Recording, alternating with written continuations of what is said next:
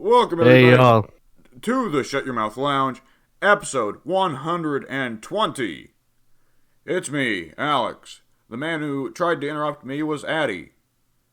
And there's also one Pink. Hey there. Just one this time. We haven't got multiples. Ever since the Pablo machine got patched out of existence, we can't clone Pink anymore. Yeah. Afraid not. Did you see about that, Pink? That me and Addy were talking about Terraria updates and they finally fucking fixed the Pablo engine exploit? I did see that, yep. Yeah. Now we can never go back. Rest in peace. Oh, Now I'll just have to do it manually. Oh, yeah. Catch 2 Pablos a day. That'd be efficient.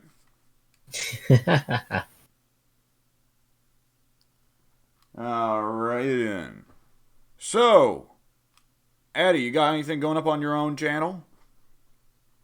I don't have anything planned, but who knows, maybe. Alright, Pink, you got anything going up on your own channel? Nope. Alright. Well then, let's see what's going up on the main FOS channel. This coming week, we will have, let's see, oh boy, we got a lot of stuff in the canon actually.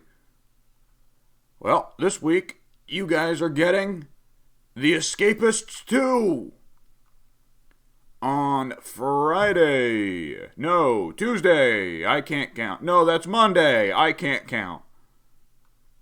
That's why I have a separate calendar up whenever we do this. Yeah. Why the hell did I freaking schedule a thing for next week Saturday? That's not where that's supposed to go. Anyway, while I try to rectify that. Alrighty then.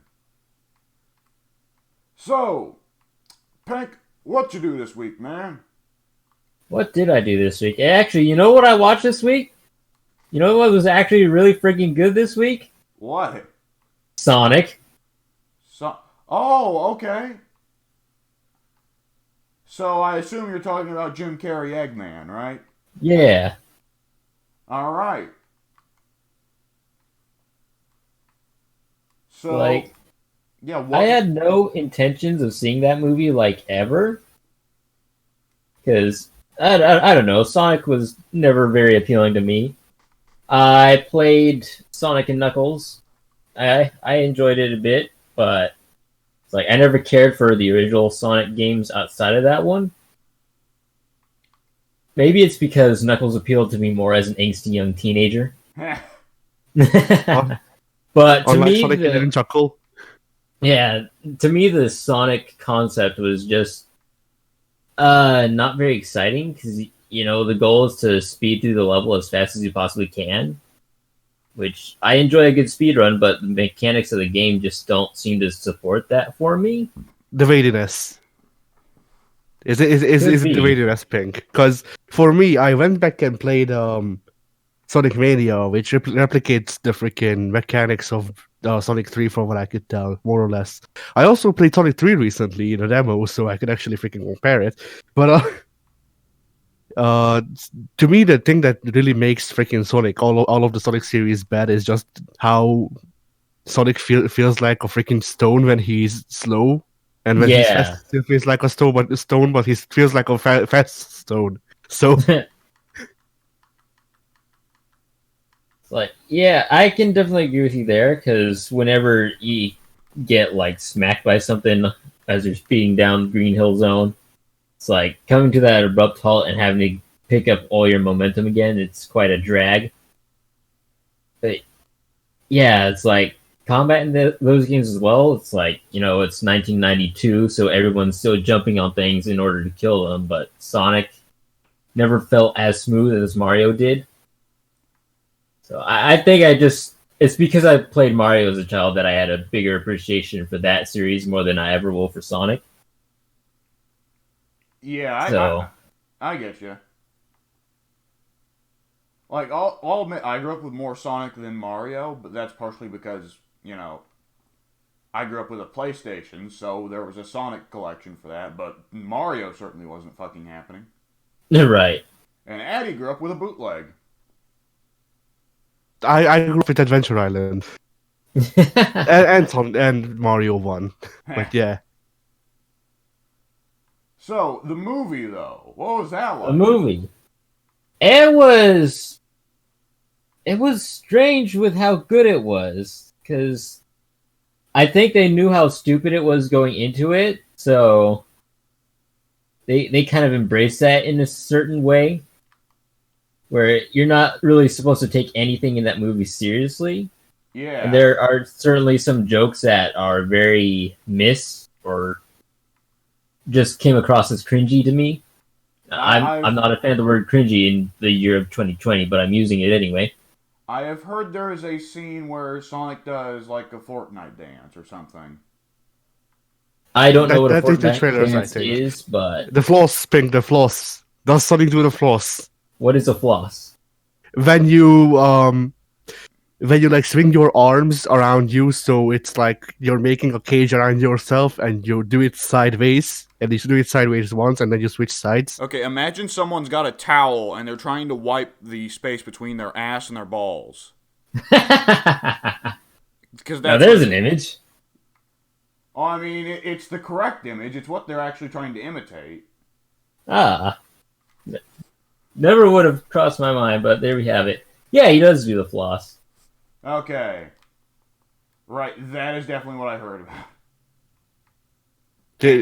To be honest, the only thing that I liked about the Sonic movie in the freaking advertisements, because I have no freaking horse in Sonic really, unless it has Shadow. Then I have, not even then. You have a donkey in that race. Yeah, but like freaking the thing is, Jim Carrey. I really liked Jim Carrey growing up, so seeing him become what he has was saddening. So the chance that we're getting back freaking early 2000s Jim Carrey, even if it's a tired freaking bit he does, is still better than what he's become. Right.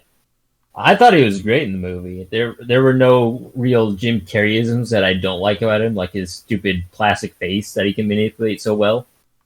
I was going to say, I was to the understanding that Pink's one of the people who hates Jim Carrey's classic shtick. Aren't you the person who hates him? Well, I know Ted hates him, but didn't you hate him as well? I'm not a fan of Jim Carrey, no. Okay. It's like actually, I can't even count that many movies I like him in. I liked Bruce Almighty. That's the only one I can name offhand that I really like Jim Carrey in. Really? Yeah. Huh, alright. Wasn't he also in the freaking Remote? I barely remember this movie existing. What you're thinking of is a Adam Sandler movie, I believe. Click? It's a possibility. Let me look it up. If you're thinking of Click, you're trying to think of a movie where a guy gets a TV remote that can manipulate reality, right? Yes. That's Adam Sandler. That's Click. All right. I do confuse those two because neither of them made particularly good films, but I still like both. I have only ever heard praise for Click in my life. I remember watching it when I was a little kid, though. I could see where you'd. I could see where you'd confuse it for whatever Almighty, though, because both of them are movies where a random white dude is given the powers of God by a random black dude. Were they both Morgan Freeman? They might have been. Wait, hang on. Was that just what Morgan Freeman was doing at the time? Handing out power with pedestrians. Did Morgan Freeman get typecasted as God? I don't think it's Morgan Freeman. No, I don't think so either. But that would have been funny. Morgan Freeman do an Adam Sandler film? For enough money, maybe. Okay, I'm looking it over. No, it was. No, that wasn't it. It was Christopher Walken. I mean, Christopher Walken is basically white Morgan Freeman. Yeah, close enough. Close enough. I'd actually like to see that. A like twins type movie, but instead of Arnold Schwarzenegger and Danny DeVito, it's Morgan Freeman and Christopher Walken. Oh man. All right. So yeah, Jim Carrey actually did a good job in this Sonic movie. Yeah, That like colored me shocked. yeah.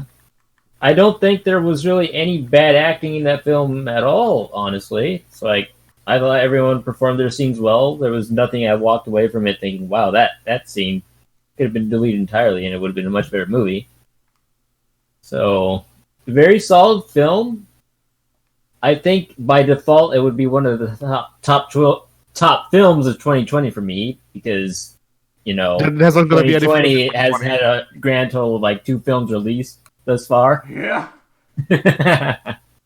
I'll be honest. Oh, I yeah. didn't see Black Widow beating it. Yeah, Black Widow delayed until November, and then that delays everything else. Thanks a lot, Natasha. Yeah. You're always ruining everything.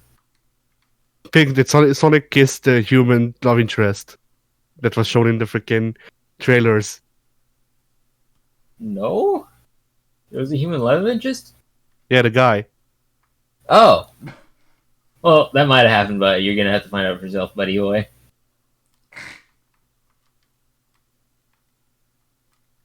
All right. This is a spoiler-free zone. Moving on. Moving on, I don't think I did anything else this week. Certainly nothing as exciting as Sonic. You didn't do Sonic. No, I did not. Okay. That's The opportunity never arose. Which I'm actually quite thankful for. Shouldn't we all be thankful we never got to do Sonic? I know there's some people who disagree with me on that. Yeah. No, you're not wrong. So, other than that, you did nothing. All right, Addy, what you been up to, man? Yeah, so not much really. I continued JoJo Part 5, I think, Vento Guerrero. Or Very Golden Wind. Okay. People say that it's like Part 3 where it's not JoJo that you're supposed to like because the JoJo of the part sucks. You're supposed to like the supporting cast, which with Part 3 I can see. Part 5, I don't know. Part 5 is Giorno, right? Yeah, Giorno. Okay. I mean, I do know that freaking part, like, Part 5 probably has the most morally not in the wrong, but freaking most hated character that I have in JoJo so far. Pesci was just so annoying. His voice was just so freaking grating. I can't stand him. Oh, was he? Did he yeah. follow that classic Japanese voice acting trope of scream just like this? Yes, but not just that. He was crying the whole time. Yeah. Oh yeah. Fantastic. Yeah. Also, he's just freaking fat Ferb. Okay. So yeah. Otherwise, like, yeah, there's some interesting things, but you can see how things are sort of just freaking repeating themselves a bit. Because, like, in part 3, Jotaro had to stop his own heart to beat Dio. So in part 5, Bucciarati cuts himself apart because that's his stand ability, that he can cut things apart and they don't die immediately. But yeah, so he like cuts himself apart and then cuts his heart apart so that he won't be found out by Pesci.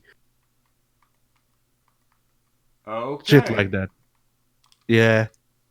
Overall, like, the more JoJo I watch, the more I realize that I really only like part 2. Because I only like part 2 and part of part 3. Really? I guess part 1 too. Or yeah, part 1 too. Because part 1 was a fine setup. Part 2 was a good sequel. Part 3 had Jonathan. And the last time goes on, the freaking good things just slowly go away. I don't know. Maybe once Part 6 gets animated, that will be better. Or if not that, then freaking Steel Ball Run, because that's supposed to go back to Hamon. I have only ever heard good things about Steel Ball Run. I know that. But yeah, I'm looking forward to Steel Ball Run because freaking Gutio and Hamon and the Japanese existing. All of those things are just things that make me interested. Ha! But yeah, so I did that. What else did I do? Well, I did play a bit of WWE 2K20. Yeah. Oh boy. So what do you Yeah. think? I mean, if the game wasn't so shit, the freaking creations would be nice. Like the amount of stuff that you can change. It's just that the gameplay design or the design choices that they made and the quality of the code doesn't really support all of the creative stuff that's in the game. Yes.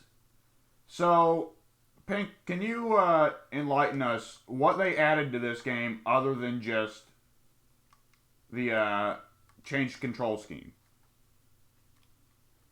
I can't say with certainty that they even added anything to the game. They added a lot of bugs, that's for sure. Okay. They had that static capes that I found out. So, how did this game even release if there are no additional features? It's just, hey, we fucked with the control scheme. Well, they updated the roster. China and You said China, and I had no idea what you're talking about. It's like, what's that got to do with anything? She's back. with a vengeance. She's attacking Triple H, trying to take power. That's not good. They're probably never gonna put her in the games again, are they? No.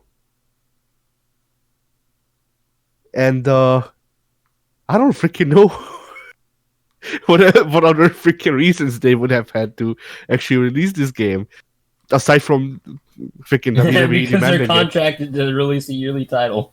That's Yeah. the only reason.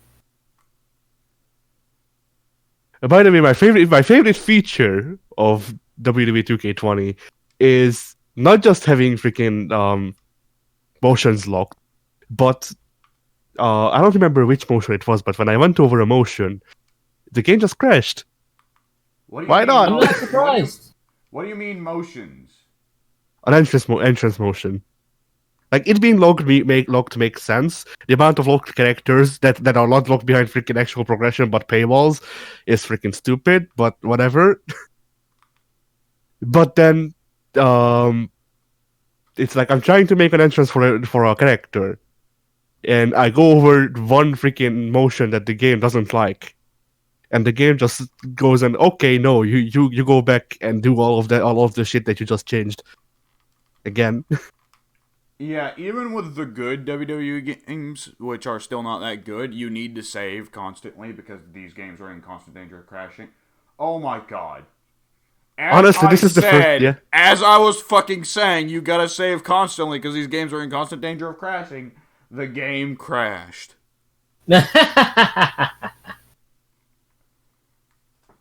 Nice. This game, like, even after... How many updates did they fucking release to fix the bugs in this game, Pink? There was probably one with each DLC, because I legit don't think they even bothered with anything outside of that. Okay. It was a mess from start to finish. Well, after what updates they did release, I'm still, honest to God, getting a crash every half hour. Mm-hmm. Oh, boy. Like, there's just so much that astounds me with this game. Yeah. Also, I really like the feature that they kept in from freaking 2K14.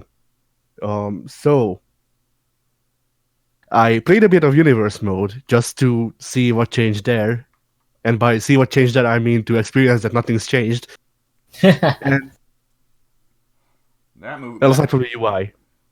Oh, but, the UI. Yeah, there we go. That's a change. Hey. Yeah.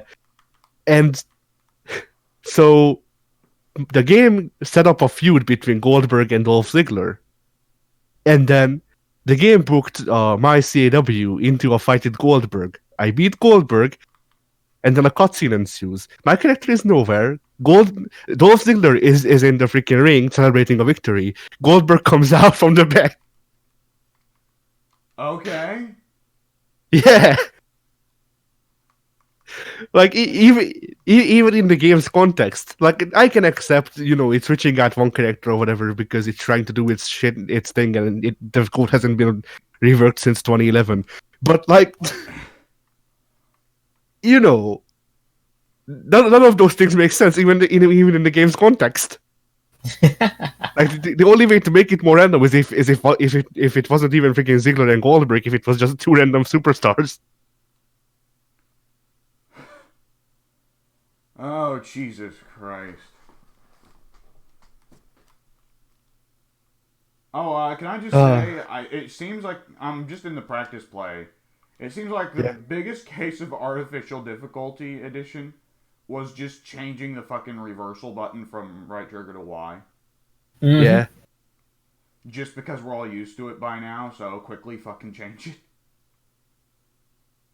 Well, change is good. Change is just by definition a good thing. So obviously we should change everything every time we can. Oh boy, Right. Here we go. Time for Eddie to relate this to something entirely different. No, that's all I'm going to say. Change, like, fucking. Change is the series changes. The series does need to change, though. It does. Change is inherently freaking static. It's neither good nor bad. The changes they made were bad. Yeah. Oh, Christ. Like, I certainly agree that change is not necessarily good. Like, it can be good, can be bad. It's just that the way you phrased that made it sound like change is always bad, you know? Like, you're like, Yeah. change is fucking stupid. Just keep things the same. I mean, no, but with how recent changes have been, maybe. Well, you're mostly just saying that about Guilty Gear Exar, right? And maybe Assassin's No. Creed, though that was still only in the last 3 years. That's why I said recent, because freaking Assassin's Creed, Yakuza, Final Fantasy. You were Then again, never Final a Fantasy has Final never been. Fantasy fan. Shut up. Just because I don't like something, I can call freaking change that makes things inherently different. Just because I don't like something, I can dislike Undertale. If Undertale was a freaking shoot 'em up, then I would complain about it being a shoot 'em up because that's not Undertale. But it is Undertale. You're right. Yeah. Well, no, that's a bullet hell. The fighting mechanic is a bullet hell. It's not that different. It is. Oh, Like a bullet hell can be a shoot 'em up, but a shoot 'em up is not inherently a bullet hell. It's not just by default a bullet hell. okay. I've got a question for Pink. Yeah. How do I get my second payback in WWE 2K20? How do you, can you elaborate? Well, you know about the payback mechanic, right? Yeah. Okay, well, I'm in practice mode and I've set payback to maximum, but it only gives me my first payback to buff my fists. I can't use my second payback, the Undertaker teleport. It's right trigger and Y while you're on the ground, correct? Right. And it won't let me do it. Is there some hidden condition for unlocking your second payback that I'm not aware of? There shouldn't be. Not if you have everything set to be turned on automatically anyway. Okay.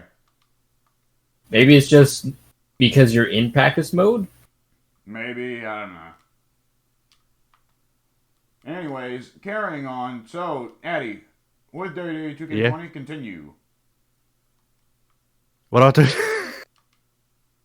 I'm just trying to figure out the menus while we do this, and it's confusing. Understandably. I need to turn my thing on and finish my CAW. Yeah, I'm finishing movesets right now as we speak. The game fucking keeps crashing! Should I even bother with freaking taunts? Because they didn't seem useful. I will taunt at some point in the match, so I'm doing it. But continue talking about the menus or something. All right. I really like how they're trying to emulate the old "Here Comes the Pain" menu with this. Also, here's DLC footage. Buy DLC for this game that you can play for more than 15 minutes, Yep. y'all. I love it. Every year they release a trailer, and every year I say the same thing. Wow, they had to purchase a deluxe edition in order to make this trailer. So they've always got the day one DLC or the pre-order bonuses or what have you included in the trailer. It's like, yeah, the theme plastered all over their marketing campaign wasn't available for the first week or two. Yeah. Well, I mean, it's bad when it's like when the deluxe edition pack is like Terminator or something stupid like that. Right. But like when it's Ronda Rousey and Rey Mysterio, I get it. Those guys are major parts of the WWE nowadays. They put them in there, you know. Mm-hmm.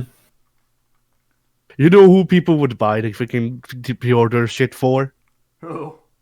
McMahon? Which one? Did you just say Batman? No, McMahon. Vince. McMahon. Yeah, Vince. Because, like, he's such a public enemy number one right now. Everybody hates him. People will buy the freaking pre-order deluxe edition and make Kenny Omega freaking CAWs just so they can freaking beat Vince with Kenny Omega. Well, I mean, Vince has got. In fact, have Vince freaking convince Kenny Omega to be in the game and make both of them pre-order exclusive. Oh God. I mean, to be fair, Vince always has heat. So if you want to build it on, beat up Vince, you could sell anything with that. Yeah. I mean, could you imagine if they sold that based off like DLC pack? The worst superstars. We're adding a fucking mode for you to just throw shit at Brock Lesnar. No, the mode is you play as Brock Lesnar and throw shit at the crowd. Well, that'd be nice. I'd rather not play as Lesnar, but it would be nice to beat up the crowd for once. Yeah, chant what again? Chant AEW again, fuckers. I'm coming for you. You trigger a three finisher OMG. It turns the game into a crowd fighter. but every character is a grappler. Oh no! Everyone's Hagar. Oh, excuse me. I just was handed pasta. Okay. Did you put it on your cock? Yeah, I did for a little bit. Now it's on the desk. All right. Okay. You got anything else to say about 2K20? I was going to, but I forgot what. All right. Oh, bloody hell! I feel like that just freaking describes this game pretty good. Oh right, I really like the look of seeing that for one. Have you all looked at the new Hardy freaking crotch like whatever the hell Def does? The double leg drop thing? Yeah. Yeah. They added that in 2K19, I believe, with one of the DLCs. Because I have that in 2K19. I don't know. I just know that the new one looks garbage because you can tell that it's not freaking hitting. Oh, I have a little thing to add. Is this the first game in fucking years where they didn't add a new version of the Oh Christ! It's listed as the Air Raid Crash Neck Breaker. Oh, Air Raid Crash Neck Breaker. It's the one that starts off as a fireman's carry, but then the guy puts the head under his arm and then drops. Yeah, it's Finley's finisher. Yeah, the old Finley finisher. Yes. Is this the Air Raid Siren or whatever. Is this the first time in years they haven't added a fucking new animation for it? Because it seemed like every game they were adding a new version of that. I think they added like 4 versions in 2K19. Yeah. It's like everybody was using that as their finish or signature. And they also lumped in the versions where they dropped them on their knee instead, but under the same name. Right. Even though that would make it a different move. Fuck me. You'll notice that's always the first thing I bring up talking about a WWE game is the fucking movesets. Yeah. I never change, do I? No. I don't know. Like I don't care too much about the actual wrestlers' movesets because I don't pay too much attention to the freaking. Or rather, I didn't pay too much attention to the movesets when I freaking actually watched wrestling. And I don't watch wrestling no more, so I can fact check them. One thing that did seem weird to me was how they freaking gave Ray the 619 as a signature. I mean, he's been using it to set up his finish for years now. Yeah, but it used to be the 619 used to be more than just the tiger feint kick. I mean, he just always follows it up with like the fucking the shitty ass belly flop. Yeah, the I'm going to fall on you version of the splash. All 93 pounds of him. Oh yeah. Like yeah, his two finishers in this game are the freaking frog splashes and the Dragon Rana. Has he done the Dragon Rana? He did in the 90s. Not recently. I think he's a bit old for that now. If he tried to do that now, he'd die. Ray tries to do the Dragon Rana on TV. Both of his knees just fall off. Yeah, that's a move from back in the day when Ray had a modicum of talent. And knees. Yeah. And knees. Yeah, instead of knees, Ray just has a large steel tube that ties the top and the bottom of his feet together. I appreciate at least he has the frog splash instead of the fucking dead man drop, you know? Right. Yeah. Because, I mean, the frog splash is still just blatant Eddie exploitation. But, I mean, at least it looks okay as a finish. Yeah. They should have given him the 5-star frog splash just to confuse people. Oh, yeah, there we go. Oh, man, I would have felt bad for Rob Van Dam when he came back to WWE during that time, because fucking everybody started using the frog splash after Eddie passed.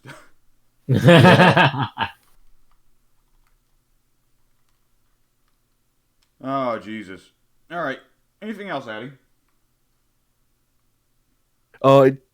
Yeah, I never did actually finish my point. So, like, I really like looking at these newly mocapped moves that look realistic. Not necessarily good, but realistic. And then I scroll up freaking 2 spots and I see Burning Hammer and it's a PS2 freaking animation. Or I see Shining Wizard and it's a PS1 animation. I've noticed a lot of them that don't look mocapped at all. Did the budget run out, Pink? Probably.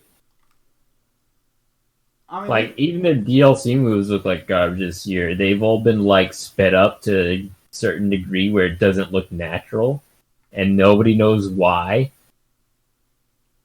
I mean, for years, there were lots of fans who bitched about the mocap moves and said that hand-animated ones look more brutal. Maybe he was trying to appeal to them. We're kind of caught between a rock and a hard place here because this game has for years said it wants to be more simulation. And this year, with all the garbage we've gotten, it looks like they've decided to move away from that, which, you know, if they're trying to go into more arcade style, that would explain why all the DLC moves were sped up to a degree that it doesn't look even remotely realistic, but it's like, now you've got a game that's being pulled in 2 separate directions, and maybe that's why it's such a shit show now. Yeah, the design directions are pulling the code apart, Lisa. Oh no.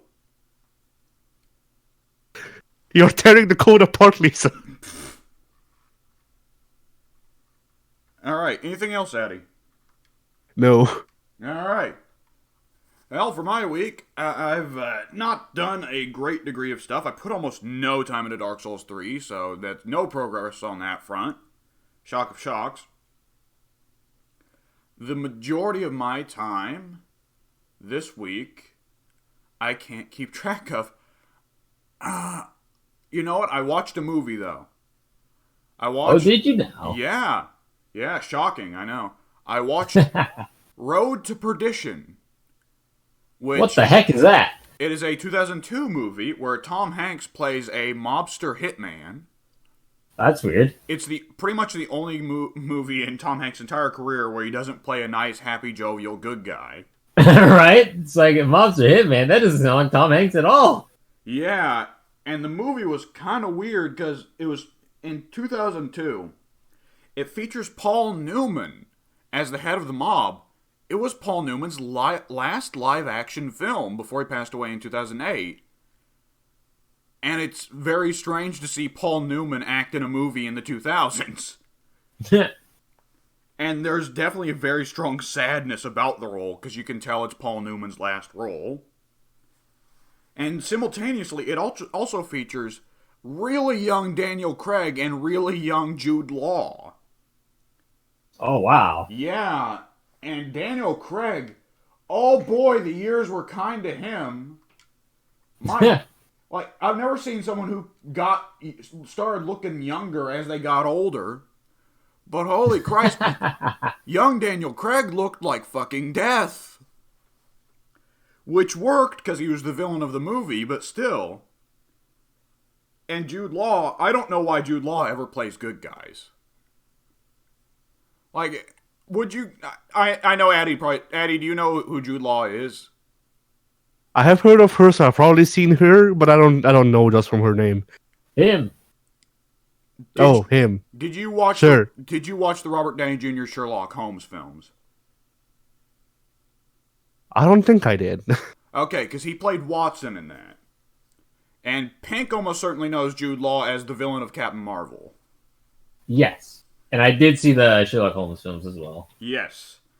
And Jude Law, like, I'm relatively fine with him as an actor. And, like, he works as the sarcastic sidekick to a crazy Robert Downey Jr., but otherwise, I don't think he's, particularly great. And, he worked as a fairly cold, sociopathic hitman in this movie.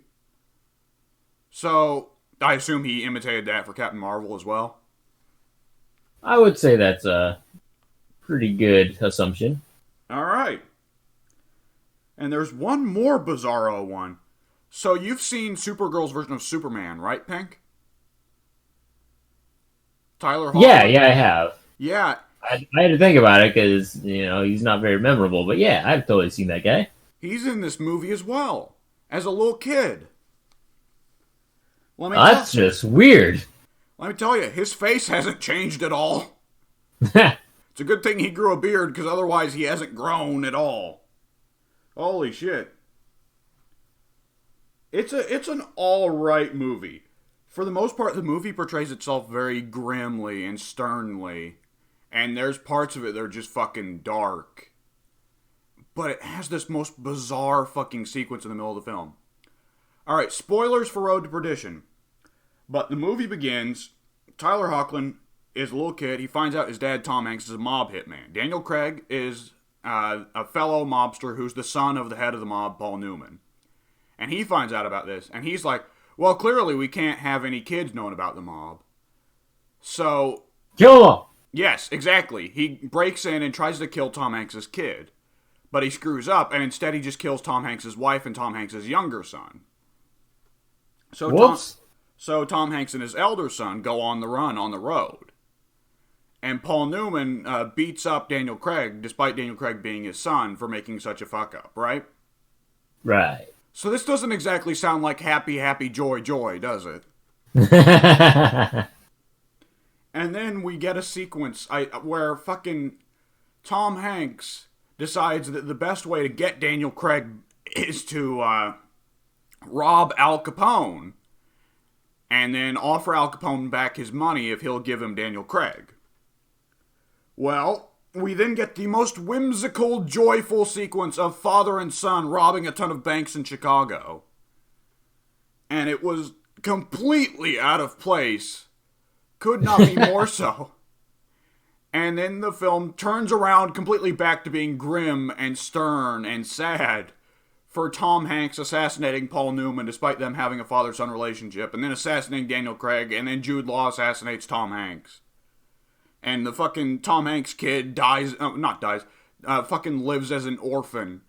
And it's like, what the fuck was that shit in the middle? Pick what you want your movie to do.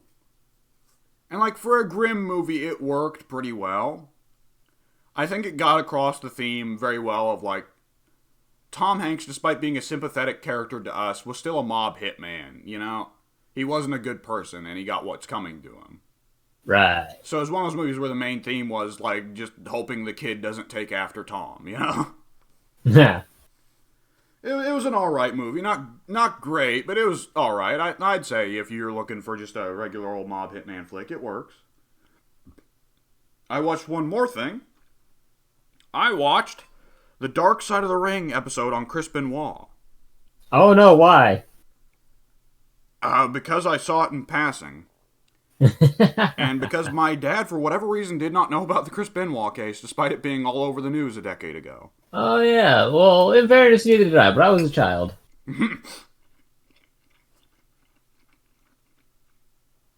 So why'd you say, oh no? I haven't seen it. Okay. I just know that he kind of went in and murdered some people, so yeah. Oh no. Okay. That's not typically a good thing. The dogs are in the enclosed pool area. Okay, Addie knows more about it than I did to begin with. Which, Pink, do you get what Addie's referencing there? Yes. Okay. So, yeah, that was super fucking premeditated, wasn't it? Anyone who says it was fucking, like, this, whatever the moment, bullshit. Nah, mate. It was obviously the Satanists. It was Kevin Sullivan. And Kevin Sullivan as well. Yeah, I mean, he's the leader of Satanists. All of True. them. Yes, all of them. Every year they just get together to hear Kevin Sullivan talk about whatever the fuck. We need to crush Hulkamania. Alright, you dress up as a fucking mummy. You put on some tights that make you look like a fucking shark. Alright, can we get RoboCop in here? Oh my god, have you guys ever watched the Dungeon of Doom stuff? I've definitely seen some of it, yes. Oh, it's magical. It's fucking magical. How they didn't just fire everyone involved with that shit at the time is beyond me, because that was the biggest batch of Hulk Hogan bullshit I've ever seen. I can just hear in my mind Hulk Hogan at a fucking pitch meeting saying, alright, brother, I'm saying we get a bunch of Satanists in the ring, brother, and they bring in some monsters, and they're gonna try to crush Hulkamania, brother, but it's gonna take more than that to show the Hulkster who's the fucking man. And it just happens to conveniently be made out of entirely Hogan boys, like Ed Leslie. Remember that guy? Yeah, oh Christ. Poor fucking Ed Leslie. Ed Leslie is the one that cracks me up the most out of them, because when they put him in the Dungeon of Doom, they just had him fucking come out in zebra print, and he would just say, yes, no, yes, and they called him the Zodiac. I remember that. Well, if you push a heel wrestler named the Zodiac, it would be obvious to me that the gimmick would be, okay, imply he's a serial killer, and he leaves clues. Not, he comes out in zebra print and can only say yes or no. Kevin Sullivan works in mysterious ways. God, I love that Kevin Sullivan was so bad that they fucking fired Vince Russo from WCW in '99. And they were like, fuck it, we'll get Kevin Sullivan to do it. They get Kevin Sullivan to do it for a couple months, and they're like, oh fuck, bring back Vince Russo. Oh, Jesus. So anyways, yes, on a less delightful note than making fun of Kevin Sullivan, the Dark Side of the Ring, Chris Benoit. I knew some stuff about the case with Benoit. I was not very well educated on it. And there was a lot of interesting stuff to learn there. And there was also some parts that are just fucking freaky and creepy. Mm-hmm. So, have you guys ever seen William Regal's spot on the Chris Benoit Memorial Show? Yes. No. Okay. So everybody else came out for their memorial bit, and they were like, oh, Chris Benoit was a wonderful person, fantastic. Chavo says Chris Benoit is the only person I'd trust to keep care of my kids and my wife. Whoops, Chavo, whoops. William Regal, though, he's different from everybody else. He comes out and he just says, I'm not going to say anything about Chris Benoit's personal life. I'm just going to say he was the hardest worker I ever met, and I'm not going to say anything about his personal life. And Regal said it in the most careful way possible, where you could tell he was choosing every word as much as possible. And it was just weird, because it very much looked like Regal had pieced together what had happened before anyone else. Mm-hmm. And people always wondered why that was, and Jericho, during the interview, says Regal was the only person who lived in the same town as Benoit. And he would have heard through the grapevine about Chris's issues with Nancy. So Regal probably had figured it out before everybody else. And was trying his best to not say, well, I think Benoit killed his wife. Yeah, here I am on live TV. Well, it wasn't live, it was probably taped. It had to be taped.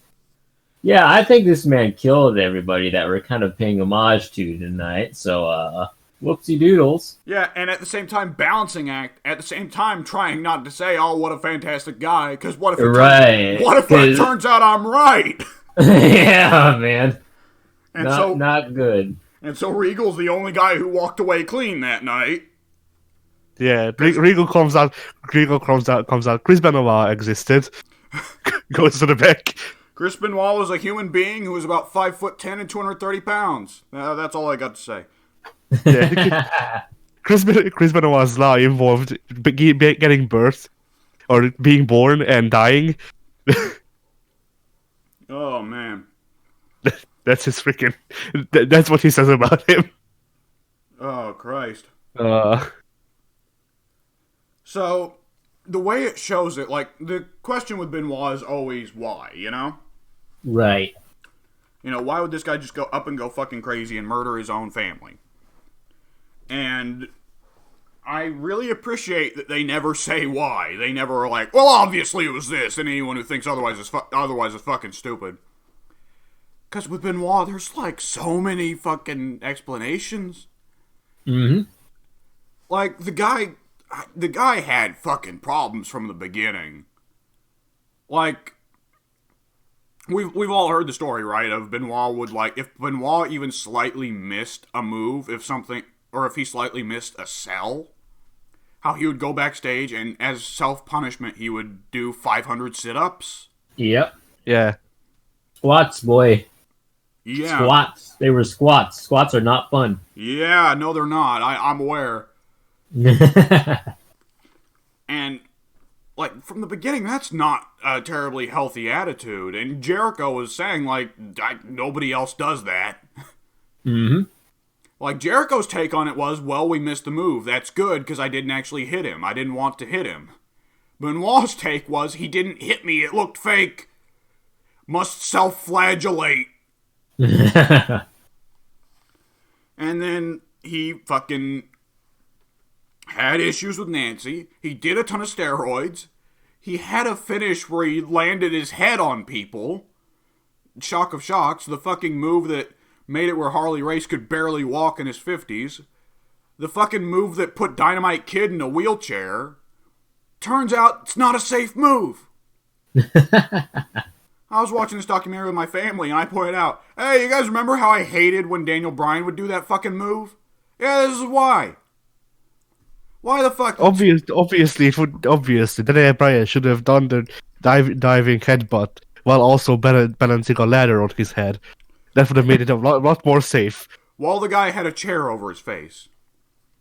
Yes, and Precisely. also there was a table between them. Also, potentially a couple of Dudley boys, but no, that's.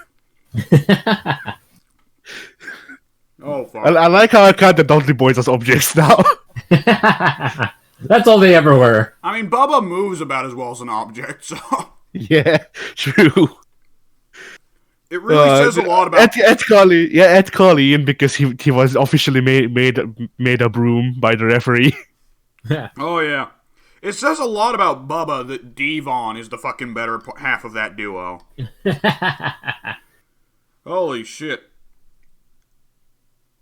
So, yeah. Oh my god. Benoit had like a million crazy bullshit stacks of crazy bullshit going on with him. I did not know that he took Eddie's death so hard. Really? Yeah. Yeah, he did. Real fucking That's bad. one of the key things that has been pointed to ever since the tragedy. It's like, yeah, he kind of lost his mind the second Eddie lost his life, so, Well, eh.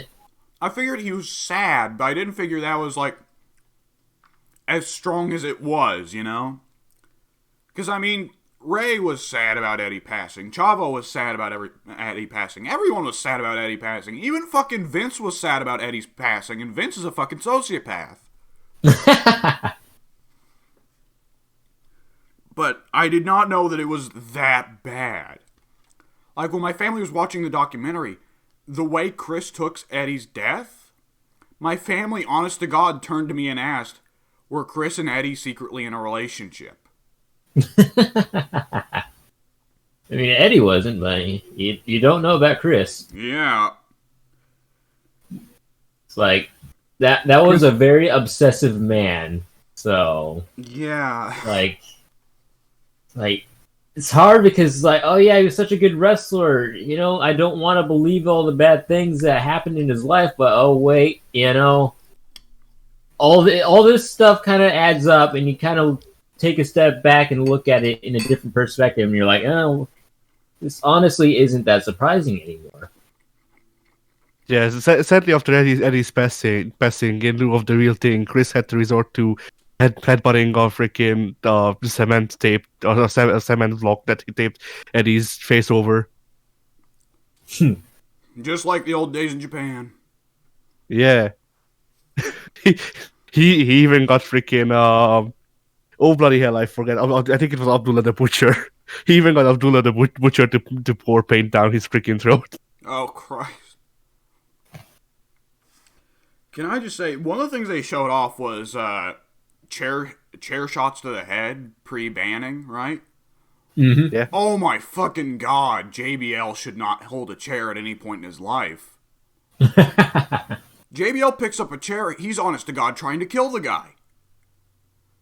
They showed JBL giving a chair shot to Eddie. He instantly opened Eddie up with one fucking hit. Yep. And, like, there is like, if that chair is still there to this day, there is a outline in it perfectly shaped like the entirety of Eddie's skull. Yeah. Holy shit. How'd they not ban chair shots to the head after seeing that? Right? Money. Ratings. Oh, fuck. It's like that gif people made, right, of Chris Benoit standing on top of the fucking ladder. Yeah, I was actually thinking about that as we were going into this topic. And he says, please, Vince, no more. And it cuts to Vince in the fucking backstage going, another diving headbutt, Chris. Do it or you're fired. Benoit does a diving headbutt off the top of the ladder.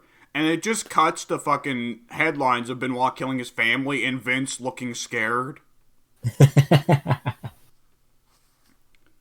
I mean, you reap what you fucking sow, don't you? Oh, Jesus. To be fair, Benoit was probably already pretty brain damaged by the time he came to WWE. Possibly, yeah. He worked didn't in he come to 90s CW? Japan. Mm-hmm. Oh, even worse. Never mind. Oh, yeah. He may have wrestled in a couple C4 matches. What the fuck is wrong with Japan? The Americans have chairs. We have plastic explosives. Yeah, freaking. Speaking of the headbutts, recently I think it was it Rainmaker? Was it Okada? No, it wasn't Okada. I don't think it was Okada, but whatever. One of their key players went away for like a year and a half because he's freaking like they did so many headbutts in one match that his neck freaking broke so hard that it took 1.5 years of reconstructive surgery for him to be cleared again. Jesus Christ. So yeah, like, you know, I like some ideas that Japanese wrestling has. I don't actually like Japanese wrestling. I don't like watching it. It's not even because I feel bad for the freaking wrestlers, because whatever, it's their choice to make with their body, but like it's just not a very interesting or fun thing to watch. A guy freaking getting blown up with barbed wire. I mean, when you first discover Japanese wrestling and you see stuff like Misawa and Kobayashi, no, just Kenta Kobashi. Kenta Kobayashi was Hideo Itami. Excuse me. And like how they would come up with new moves on the fly back then, and it seems really cool. And only fucking Kenta Kobashi would think to lift somebody up into a powerbomb and then just drop them into an RKO, right? Yeah, and then you see Tiger Shiver 75 or whichever it was. Yes. Or the fucking burning hammer, right? I don't know, the burning hammer is cool. Like it's really freaking dangerous, but at least it's cool. Like, Kenta himself only did it 5 times in his entire career. Because he knew it was a dangerous move that he shouldn't be throwing out constantly. Yeah, that was a good move on his part. Only do it on people who want to die. I would say only do it on guys you absolutely know you can properly cradle, you know? Yeah. But, you know, and then just for sheer entertainment value, there's a lot of Japanese wrestling that's also pretty shit. Because Japan has a lot more boners over athleticism. So there are athleticism spots that just look fucking terrible. Have you ever seen... Also, Kenny Omega. Yeah. Have you ever seen fucking machine gun chopping? Yeah. Yes. That spot has never looked good, ever.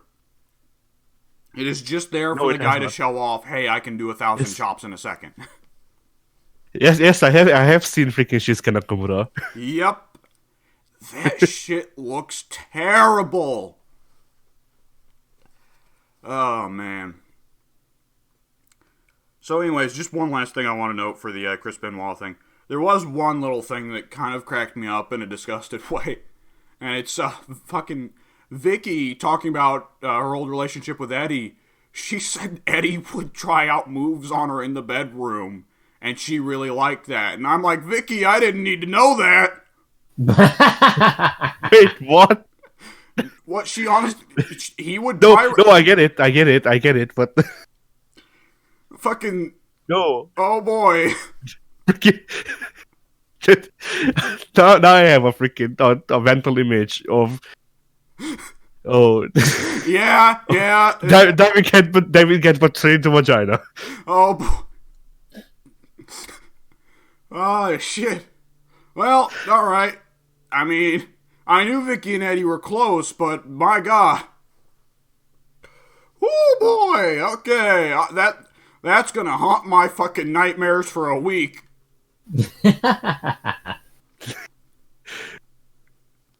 Oh. Did any freaking train doing frog splashes on Vicky? The more Vicky likes it, the better the move is. Yeah.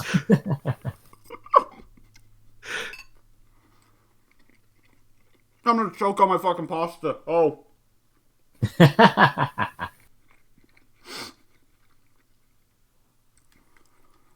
Now, that's gotta be a weird kink to be putting a fucking Texas clover leaf and you're like, oh yeah. But also you have to imagine them naked while doing so. Oh God. Oh shit. Freaking Eddie locks Vicky in a surfboard stretch. Oh. I mean, admittedly, half of those moves would probably work out a kink in your back, so hey. Yeah. Oh, Christ. Eddie locks Vicky into the camel clutch, makes her humble. Oh. Oh, Christ. Oh, man. Alright, well... Right now, I'm just going over my, like, the entire lexicon of wrestling moves in my head, and, like, Like, how could someone enjoy a brain buster? I don't know. No, but Vicky's favorite move to be done on her, the freaking the Canadian destroyer. Oh yeah. Oh, the fucking idea of someone pile driving themselves into a bed is. Oh, I hate wrestling. I hate wrestling. Oh. Oh no, dude. Think about it this way. The Guerreros are the true originators of the dickplex. Oh.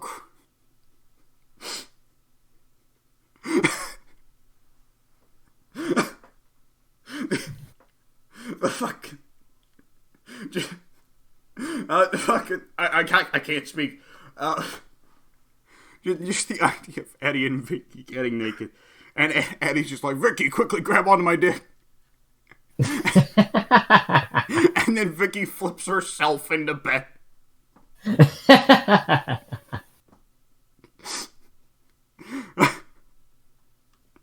Oh shit. Oh shit. Oh. The fucking Chikara Invisible Man chokeslam. How about that? they came up with the grenade spot. Doesn't even make sense for them to do it. Invisible hand grenade. Oh shit. Yeah. Oh fuck. Vicky must have not liked though when freaking Eddie started freaking came up with the idea to have a freaking blow up doll match.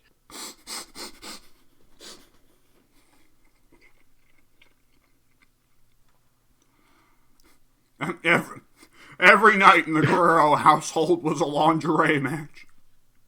Yeah. Oh no, dude! Think about it. Freaking, what would a freaking El Paso freaking deathmatch look like?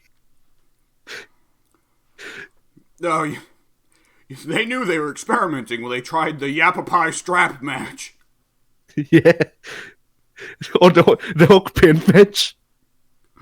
And things got real weird when they had the Judy Begwell on a pole match.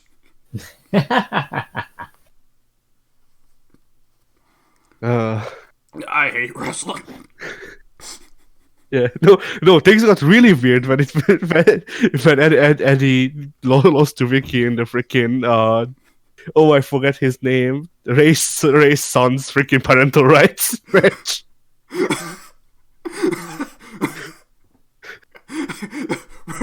Ray puts up his fucking kid for the Guerreros, and he's like, "All right, whichever one of you gonna raise my kid must be decided fucking naked in the bedroom."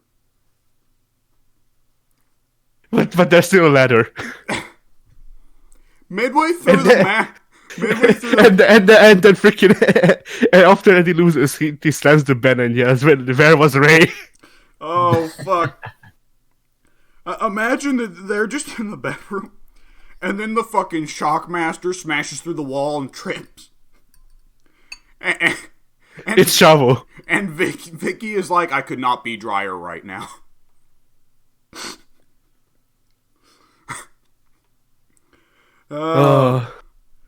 Holy shit! All right, well that happened. Yep.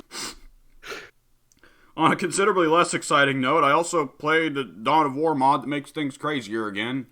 That's fun. And that's about the extent of what I did this week, unless I remember something else, which I won't. Did it have Naked Eddie Guerrero? I'll petition the mod maker. I know how to contact him. I'll just shoot him a message that says nothing except add nude Eddie Guerrero. And then you'll get blocked.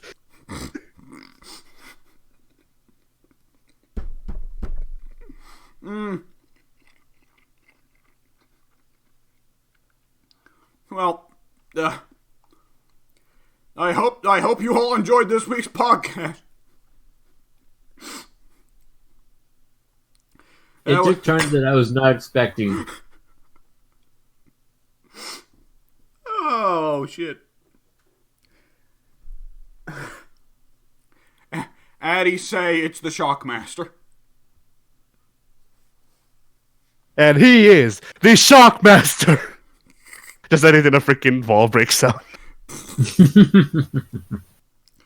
Oh, we'll see you later, folks.